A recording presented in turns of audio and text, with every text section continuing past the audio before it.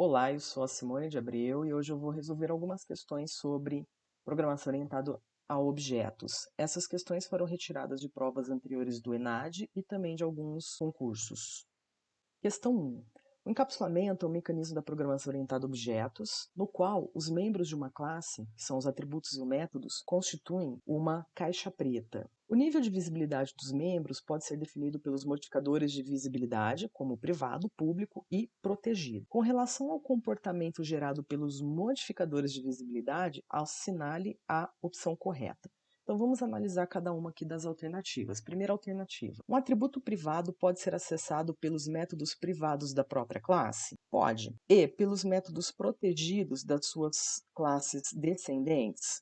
Aí, não, nem pelos métodos protegidos das classes, das subclasses, né? E nem pelos métodos públicos das subclasses.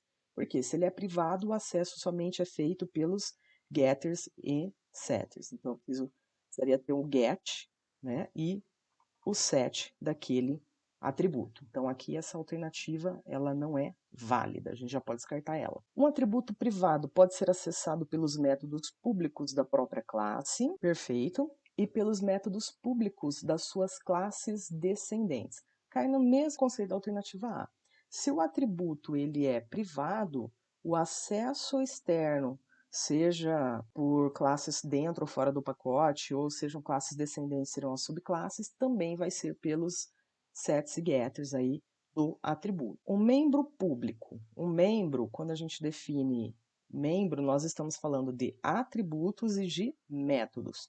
Então, um membro público é visível na classe a qual ele pertence, verdade, mas não é visível nas suas classes descendentes. Aqui é falso, né? Se o atributo ele é público e se o método ele é público, ele é visível em qualquer localização dentro do projeto. Então, aqui também é uma alternativa falsa. Vamos para D. Um método protegido não pode acessar os atributos privados e declarados na própria classe? Falso, porque se está declarado na própria classe, tudo que está dentro da classe tem acesso. Alternativa E. Um membro protegido é visível na classe a qual pertence e em suas classes descendentes? Verdade.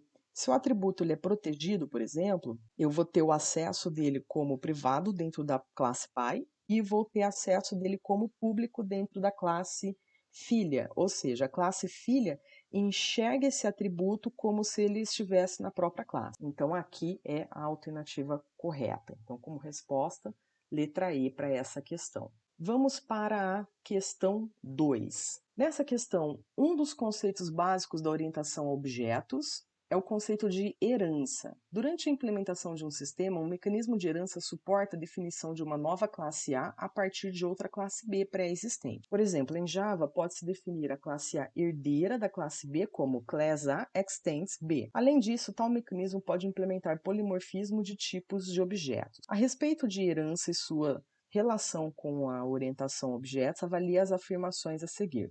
Vamos considerar aqui a afirmativa 1. Herança é um mecanismo que pode ser usado para implementar polimorfismo? Correto, né? Quando a gente utiliza o conceito de herança, a gente implementa o polimorfismo ali, principalmente quando a gente trabalha com métodos que vão ser reescritos, então fazendo aqui a reescrita, né, desses métodos nas classes filhas, ou seja, eu pego um método da classe pai, que já é herdado pela classe filha, e eu reescrevo esse método com a funcionalidade específica para a classe filha. E aí a gente implementa o polimorfismo por aí.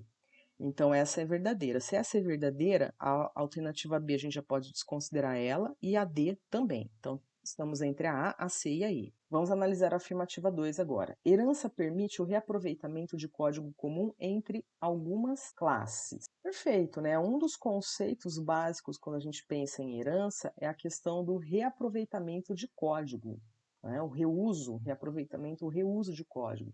Então tudo que está na classe pai, ele vai ser herdado pela classe filha. Então, se eu tenho atributos e métodos da classe pai, eles são automaticamente herdados pela classe filha. E aí a gente faz o reuso de código. Então, essa alternativa ela é verdadeira. Então, a aqui a gente já pode descartar, a gente está entre a C e a E, porque 1 e 2 são verdadeiras. Afirmativa 3. Métodos herdados equivalem a métodos polimórficos? Não necessariamente. Então, aqui a gente vai colocar como errado, porque nem todo método herdado ele vai sofrer lá o override, a sobreescrita, tá? Posso ter métodos que vão ser herdados da classe pai pela classe filha, mas a classe filha não reescreve esse método e ela utiliza aquele método como sendo o método da classe pai. Então, esse método ele não vai ser polimórfico. Então, como resposta aqui, nós temos que a alternativa C é a verdadeira. Vamos analisar agora a questão 3. A programação orientada a objeto não é apenas uma forma de programar, é também um jeito de pensar em um problema utilizando conceitos do mundo real e não somente conceitos computacionais. Considerando os conceitos de programação orientada a objetos, analise as afirmações abaixo. Então vamos começar pela afirmativa 1. O objeto tem determinadas propriedades que o caracterizam e que são armazenados no próprio objeto? Na realidade, quem tem as propriedades que caracteriza, na realidade, é a classe. A classe tem atributos e métodos, e a instância dessa classe gera um objeto. As propriedades de um objeto são chamadas de instâncias? Não, as propriedades de um objeto, propriedades são atributos. Agora, os objetos são instâncias de uma classe? Verdade. Então, essa alternativa aqui está errada. Se essa aqui está errada, a gente já pode descartar a letra A, a letra B e a letra D. A gente só tem aqui a C e a E como possíveis alternativas corretas. Vamos para a segunda afirmativa. As mensagens são informações enviadas ao objeto para que eles se comportem de uma determinada maneira. Um programa orientado a objetos em execução consiste em envios, interpretações e respostas às mensagens. São os métodos os procedimentos residentes nos objetos que determinam como eles irão atuar ao receber as mensagens. Aqui é verdade, por quê? Quando a gente fala em orientação a objetos, a comunicação, ou seja, toda a comunicação dentro do sistema é feito por troca de mensagens. Então, essa afirmativa aqui está correta. Então, aqui a gente já consegue determinar que a E é a válida, né? Porque se a gente está dizendo que a afirmativa 2 é correta, então essa aqui já teria descartado. Mas vamos analisar as demais afirmativas. A 3. A herança é um mecanismo para o compartilhamento de métodos e atributos entre classes e subclasses? Perfeito. Permitindo a criação de novas classes através da programação, das diferenças entre a nova classe e a classe pai? Perfeito. Quando eu tenho uma classe e eu vou estender essa classe de uma classe pai, né? Eu vou fazer uma extensão daquela classe, a gente está usando aí o conceito de herança. O que está no topo, ou seja, a classe pai ou a superclasse, ela é a classe mais genérica.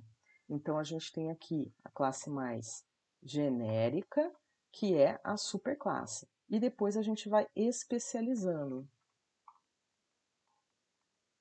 Especialização, né? Que são as classes que estão que herdam da classe genérica. Então, quanto mais a gente desce na hierarquia, mais especialista fica.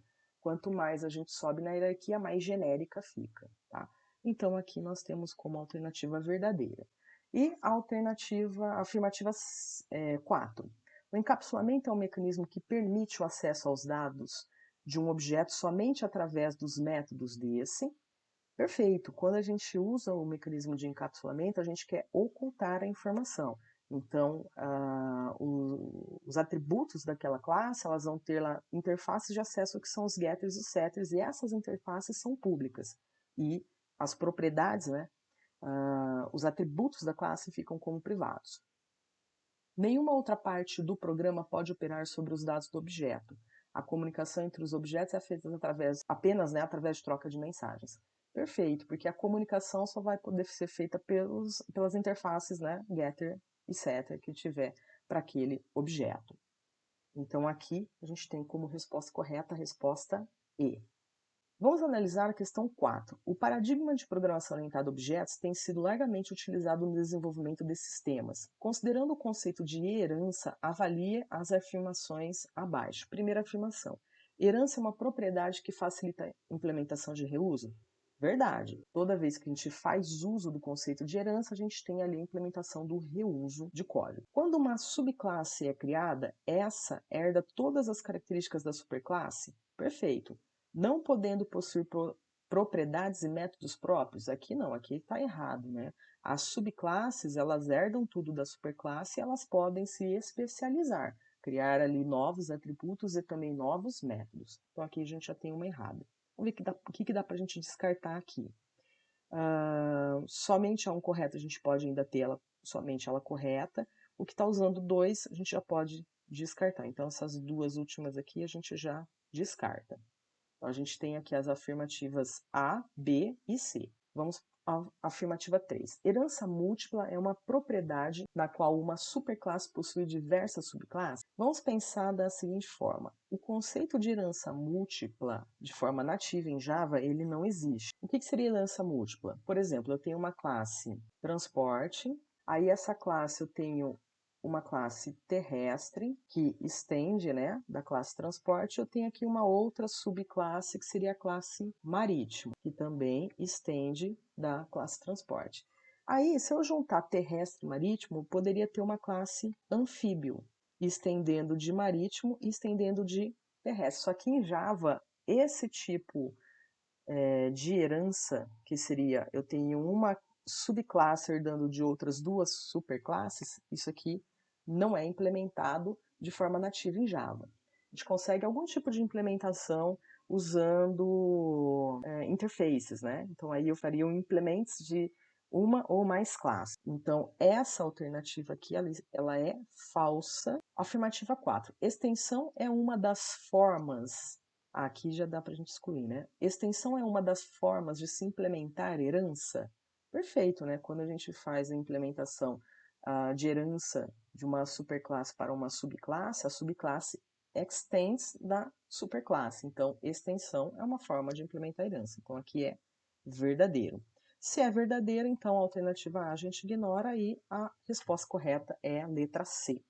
Questão 5. No interior do método main da classe principal de uma aplicação Java SE, um método foi chamado usando as instruções abaixo. Então, a gente tem aqui a declaração de um vetor dados do tipo double, a gente tem aqui um vetor D do tipo double com já esses dados inicializados, 1, 20, 7, 8, e a gente tem aqui que o vetor dados, que foi criado aqui anteriormente, ele vai receber o retorno do método cadastra dados, recebendo como parâmetro o vetor D. E esse acesso está sendo feito pela classe aluno, pelo nome da classe aluno.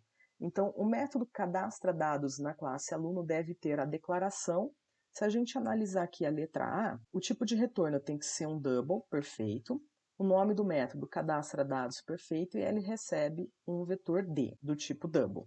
Então, essas características aqui estão condizentes. Agora, vamos entender qual que seria a diferença dessa alternativa para a alternativa D, por exemplo, que a gente tem as mesmas características. O final é para a gente declarar constantes em Java. Então, aqui a gente já poderia excluir essa alternativa.